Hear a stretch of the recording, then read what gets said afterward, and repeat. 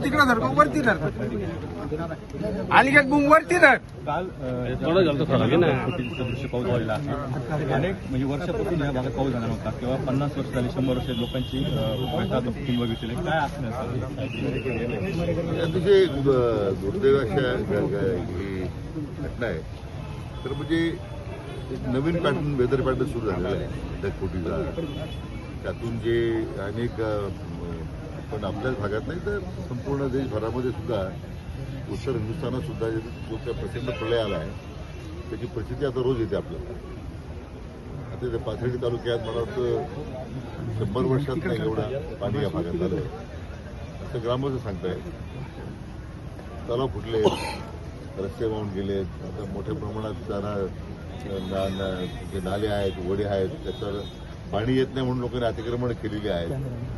त्याचा एक परिणाम मोठ्या प्रमाणात घरामध्ये पाणी घुसण्याचा आणि अशा या सगळ्या जी काही वाताहत झालेली आहे म्हणजे शेतीची असेल, दुकानांची असेल, या बाबतीमध्ये तर शासन स्तरावरून पंचनामे करण्याची सूचना आपण दिलेली आहे.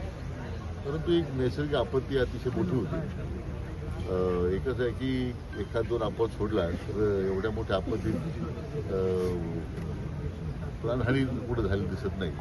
झाले नाही हे आपलं सगळ्यांचं सुदैव आहे. सर, जिल्ह्यामध्ये एकूण किती हेक्टर क्षेत्र पाण्याखाली गेलेलं आहे? कोणती कोणती पिके नष्ट झालेली? प्राथमिक माहिती काय सर? नाही, आता 2 दिवसाच्या घटना आहेत त्यामुळं ताबडतोबीनं याची प्राथमिक अंदाज घेण्यासाठी कार्यवाही करावी.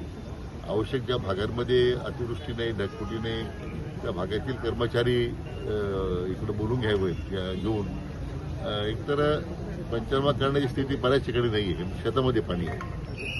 त्याचा विचार करून आता त्या भागातील सरसकट पंचनामे करावेत अशा प्रकारच्या सूचना मी जिल्हाधिकाऱ्यांना दिलेल्या आहेत. आणि पण मी म्हटल्याप्रमाणे एकदा पूर्णतः जी आता आकडेवारी समोर आलेली आहे प्राथमिक आहे साधारण 94,000